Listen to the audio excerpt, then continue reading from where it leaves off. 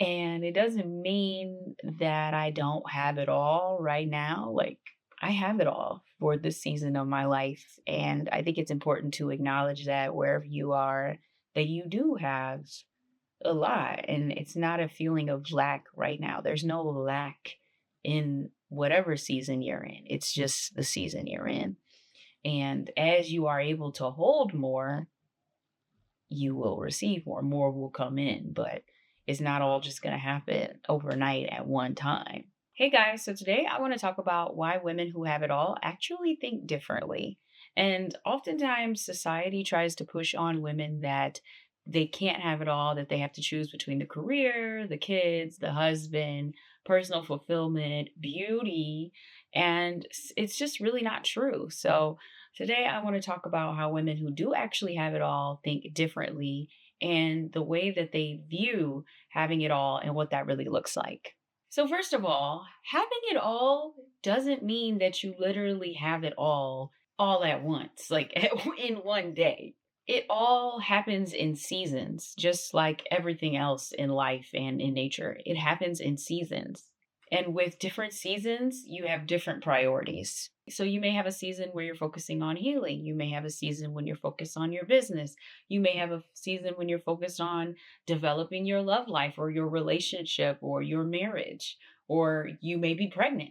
And sometimes in that, some overlap happens, but there's no guilt or shame that is needed for not literally thriving in everything at one time. The idea that you're supposed to have the husband and the baby and the thriving career all at one time literally is a trap. And it honestly doesn't make sense. And I think of it like this: imagine you get a knock at your door, you go downstairs, and it's your husband. He's here, congrats. And then it's like, oh, and in his hand is your baby. And then, oh, when you look down at your belly, there's another baby growing inside of it. So you're also pregnant. And then also, FedEx comes and delivers a letter from the companies that you've been wanting to work with, the clients that you wanted for a $500,000 contract.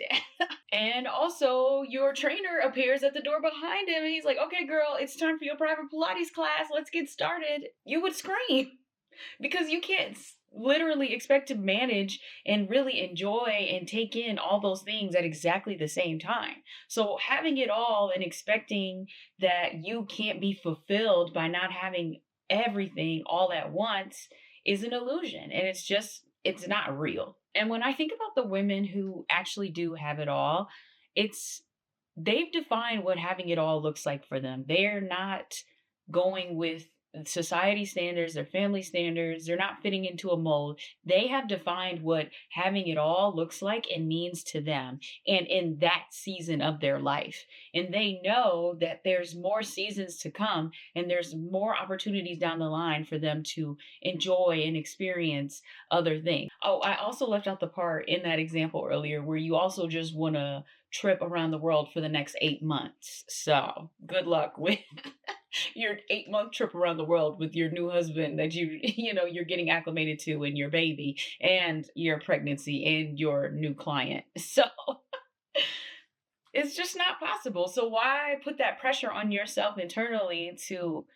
have all those things at one time? And then, like I was saying, the women who actually have it all and feel confident and embodied in saying that they have it all is that they use what works for them. They have a mix of traditional and maybe more modern viewpoints, right? Maybe some of them, they absolutely hate cooking and they're not going to cook. Or maybe there's a season of life where they're saving money with their partner and they are happy to cook, or they're okay with cooking sometimes because they know that this is temporary. Or maybe they're fully provided for, but they also have some other projects that they work on the side. And maybe whatever situation they have going on right now is just temporary. It's just the season of life. And you have to define those roles authentically for yourself. And if you don't have a partner, then this is you're in the perfect spot, babe, because you still are able to, as you are dating or getting to know, growing in love with whoever you are seeing, to figure out what feels authentic to you and what you want your life to look like. And this is actually, I just thought about this, but I think when we think about a lot of our mothers and other women that we know, the older generation, a lot of them got thrusted into marriage and into having a baby because at that time you didn't really have the A word. Those weren't really done, unless knew somebody, and religion, all these other circumstances. But a lot of stuff was thrust upon them, and a lot of us now, millennial Gen Z, we are getting married later, right? We're taking more time to date around, we're going to school, and we're figuring out our career life more. And I think some of that rhetoric from that time of like, oh gosh, like once you get married, like once you have a kid, like your life is over, it's done. And it's not. It's not the end of the world. And it doesn't mean that your life has to stop. I think it just means that you are in a different season of life now. And if you've made a good choice with who your partner is, especially, and also you're doing the inner work always, and you want to grow, and you are dating somebody or married to somebody that wants to grow, which you probably do if you're on this channel, then that fear doesn't need to be as great that you're going to be like trapped or unfulfilled, or you won't be able to have it all, or you're going to be stuck in the house barefoot and pregnant. And that's why I think it's so important for us to shift the narrative around what having it all means, and not thinking that it has to all be today. We have to watch the content that we consume and the people that we listen to about these type of things. Are they in a healthy marriage? Are they happy with their life? Are they happy with their family life? Are they happy with their career? Have they ever been happy? And that negative and low vibe content that you can sometimes find on the internet can really shift your view and get you thinking things that you may not even really feel. And I remember there was a time when I questioned if I wanted a husband, and I questioned if I wanted kids, because I was like, oh my God, it might get in the way of my freedom. And kids are a lot to deal with, and it's really tough and it's really hard.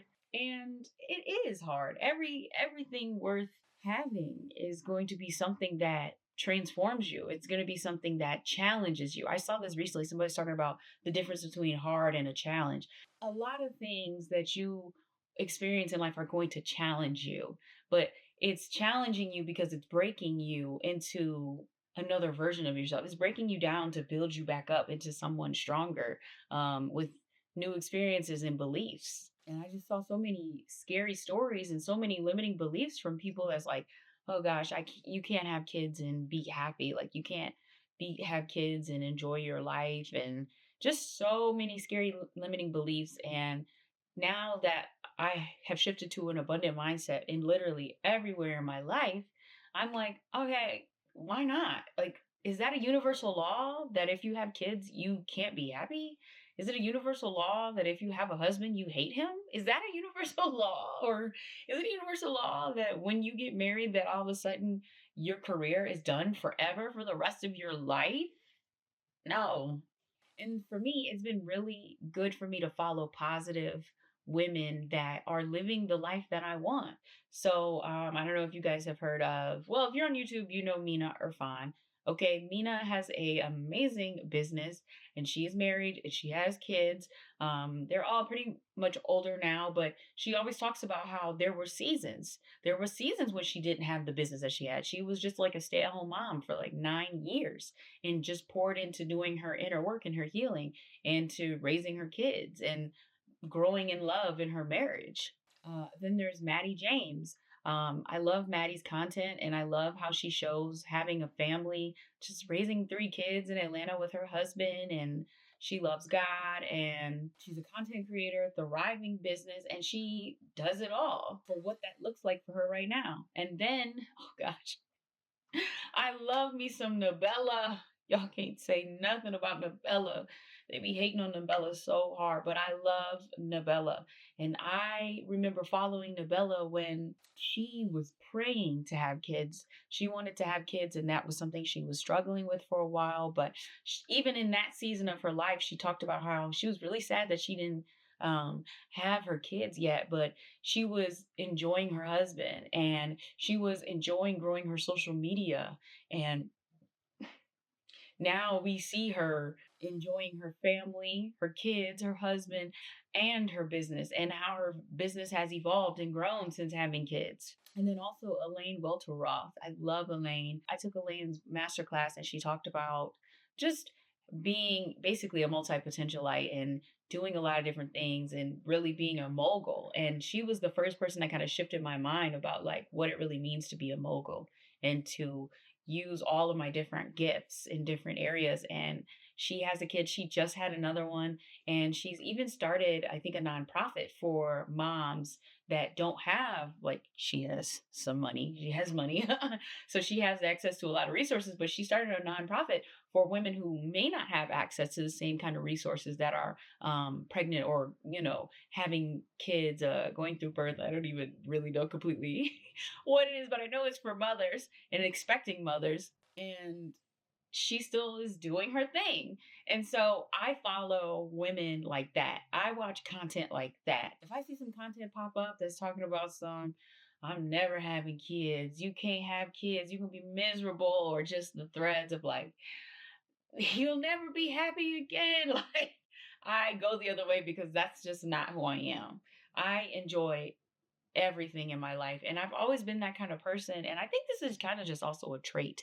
Are you one of those people who makes the best of everything and everywhere you are? Like, I'm going to have a good time everywhere. When I was working at a trampoline park, okay, watching kids, serving them birthday cake, I was great at my job because I showed up and put my best foot forward and always saw the good when I could. When I was working my engineering job in sales, I was still on it. I was doing my best and putting my best foot forward and like making it shake. So I just think that there are certain kinds of people who are always going to stay positive and do their best and make the most of wherever they are and learn what they're supposed to learn from it.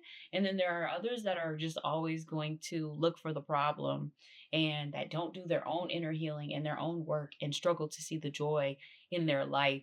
And it makes it harder for them to have relationships and to have a family and to have kids. And when I think about all the creators that I named, all of them are really big on gratitude. Like Nabella literally has a whole series called Pockets of Peace. And those are her sharing, it's like her gratitude journal. And Maddie, she has magic, which is, I can't remember exactly but it's basically the magic in her life, basically, and how she creates that magic. And I think that is one of the important things if you want to be a woman that has it all, is gratitude. And so I say all that to say, curate your feed, curate the content you consume to be the life version that you see for yourself. And I'm not saying if you don't want to have kids or you don't want to be married, don't do it. But I am saying reconsider where that is coming from. Is it coming from a place of fear? Is it coming from a place of lack? Is it coming from you consuming a lot of content, trashy, miserable content? If I stayed on Facebook all day, I think I also would go back to thinking that I didn't want to be married or I didn't want to have kids. It's so much easier to deal with your own stuff than to deal with other people's. Check that content you're consuming. The next thing I want to talk about what thriving women all have in common. And the first thing that I already said was gratitude. They're very big on gratitude. Okay, you have to be able to stay grateful and positive when you have a lot of different things going on. The next thing is confidence and self-awareness. You have to be confident in yourself and also aware enough to know where you can improve and do better and not see it as a personal attack or mean that you're not a good person or you're a bad mom or a bad partner, but just that you are aware enough that you are willing to take responsibility and grow when necessary. The next thing is deep self love. I think this is especially important for women because women naturally are nurturers. Most women naturally have that kind of selflessness in us because we literally bring life. And I think there's just that sense of selflessness that has to be there if you are going to be bringing life into this world. And so I think for women, it's very easy for us to be very selfless, but we have to have that self love to make sure that the boundaries and the standards that really matter to us and keep us healthy and those around us healthy and happy, we have to love on ourselves. And I think that's also why they say happy wife, happy life because the woman really turns the house into a home. She makes it a home. When I live with my family, and when my mom is not here, everybody is like, so it's just an energy thing. And so it's really important for women to have that self-love to make sure that they can uphold the vibe that they want to have in their experience. The next thing I would say is belief in a higher power. I mean, if you're an atheist, this is probably not your channel. When you don't have a belief in a higher power, I feel like sometimes you don't realize how powerful you can be or how powerful you are when you have that belief in a higher power, because it's like believing in this energy, in this amount of power, literally, that is greater than what we can obviously see sometimes in the physical. And also, it's going to be easier for you to tap into your intuition and to flow when you have that connection to a higher power, because then things can flow through you easily. You can get into a flow easier. You can listen to your intuition. You can know to go this way instead of that way, because that's going to be easier for everybody. That's going to be a, a smoother transition or a smoother experience. But when you're not connected to a higher power, it can sometimes be harder to listen to your intuition and find that inner strength sometimes when you are lacking it or you feel like you're lacking it, but you're never really lacking it. It's there, but you just have to believe that it's there and be empowered in it. And then the next thing I would say is systems. Systems are so important. Systems in your personal life and in your business allow you to flow. They allow you to flow in life and be in your feminine energy. So I remember when I was first learning about feminine, masculine energy and being in my feminine flow and all that jazz. And I was just coming out of working my engineering job. And so I was used to a lot of structure.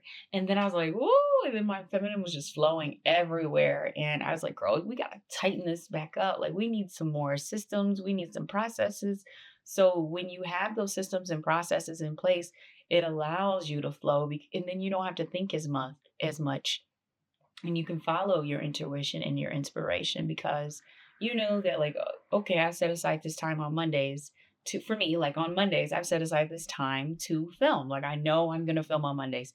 I don't have to think every single day, like, am I going to film today, should I film today? I just know every Monday I'm going to film, so I can just flow and talk about whatever I'm led to talk about on Mondays. But I know that's happening. I go to Pilates every Tuesday and Friday. And I like going to a workout class personally myself, because I don't want to have to think about what I'm going to do at the gym every day. And I don't want to have to think about an excuse for why well, I'm not going to go today. No, every Tuesday, Friday morning at 8 a.m., I get up and I go to Pilates. I don't have to think about it. I just show up and flow in class. In my business, I have certain processes set up for setting up meetings, and I have templates already ready to go when I'm pitching clients and proposals and stuff like that. So I can just add a little sparkle, a little splash here when I'm doing whatever I'm doing. So, what are some systems and processes that you can have in your life and in your work, in your business, so that you can flow more and you can create more instead of having to just instead of having to try to do all at once. And feminine energy needs a container. It needs the masculine. The masculine energy is the container. You can think of the feminine like water, right? You can't just pour water. Well, you could just pour water out, but there's nothing to contain it. The water has to have a container. And so that is your masculine. Actually needed a little water. And I actually heard, I think this was Mina who said this, but she talked about, you can think of feminine energy like a river, but the river has to have a riverbed to flow through, because otherwise you just have water everywhere. You don't have a river. You just have water everywhere. So in order to have a river, you have to have, in the river to flow, you have to have a riverbed. And that's what you could think of your masculine as. And this is something I'll talk about in another video, but we have to have masculine and feminine energy. And finding that balance is really important to be able to have it all. And we can't rely on a man to have the masculine energy for us. 100% of the time. And if you're single, you definitely can't rely on a man for the masculine energy. You don't even have a man. And that's no tea, no shade. That's just what it is. I'm single right now. So it's like I have to be the masculine and the feminine for myself. But like certain days of the week, I have certain tasks that are more masculine, and I do those like Sundays.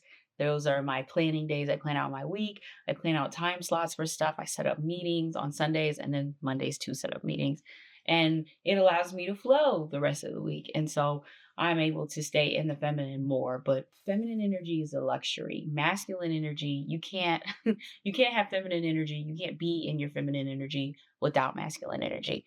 Feminine energy is a luxury. And so it's really important, especially when you are single, to get really comfortable with finding that balance between your masculine and your feminine energy so that you can flow more and get more things done. Next thing I want to talk about is how important it is to define your having it all. What does having it all specifically look like for you? What does your home feel like? How do you split responsibilities with your partner? How many kids do you want? Do you want kids at all? Do you want a dog? Okay, are you okay with a cat? I was dating a guy and he really wanted a cat, and I was like, I don't like cats. So I was like, that's a little thing I could probably maybe compromise on. But just saying, like, what does that look like for you ideally? How do your days flow? And obviously, that's going to evolve over time, right? Depending on what season you're in. When you are a newlywed, I mean, obviously, things might look a little different for how your life would go. And maybe it's going to be a little different than when you are pregnant, and a little different when you actually have kids. And then maybe it's a little different if you are in your single traveling era. Okay, that's me this year. Not the whole year, okay? Because it's time to get wifed. But for part of it, like that is something I know that's going to be going on for me. And whatever you desire is valid, and there's no universal law that says that you can't have it all. And the last thing that I just want to say on this is I was talking to a friend about this a couple weeks ago. We went to lunch, but she was talking about how she's like, I'm 30 now, and if I want to have kids, like I guess I should probably get started on that. And I was telling her, like, yeah, I feel the same way because I'm turning 30 next week. Happy birthday to me, Aquarius season.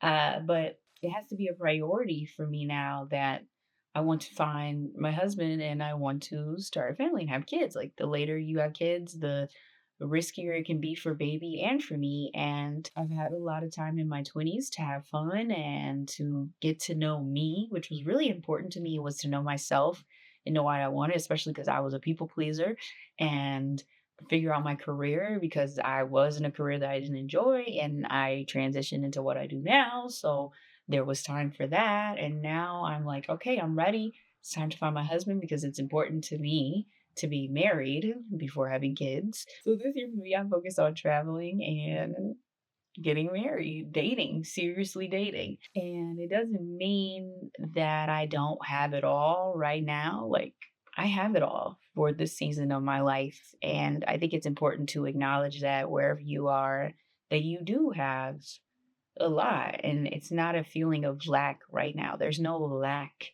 in whatever season you're in. It's just the season you're in. And as you are able to hold more, you will receive more. More will come in, but it's not all just going to happen overnight at one time. And honestly, I was wondering if I was even really qualified to talk about this because I'm not married and I don't have kitties yet. But I think I am because I am building a life that I love and I enjoy. And that's kind of what my platform is all about. It's about curating your life. And I know that this was a block, a limiting belief that I was worried about was, could I have it all? Could I have the career? Could I know myself, and could I love myself, and could I look good, and could I go to the gym and be able to manage these other relationships and these other things? And the answer is yes. And I consume content, I follow people, and I do the inner work when it comes up. I'm doing all the things to be able to hold that. And yeah, it's really important to me. And I can't wait to look back on this video in 5 years to see just how much has changed and how I've been able to manage it. And that's really all I wanted to say today. Having it all isn't about unhappiness or exhaustion, it's about alignment and fulfillment, whatever fulfills you. So make that list, do some thinking, some meditating on what your having it all looks like in detail. And don't let outdated beliefs or society impose limiting beliefs on what that is supposed to look like or feel like. Because everybody in this world is not suffering right now that is married or has kids. Every woman is not suffering right now that has a family. It's just not true. And it doesn't have to be you if you don't want it to be. So, thank you guys so much for watching. Tell me down below what having it all means to you, and I'll see you guys next time.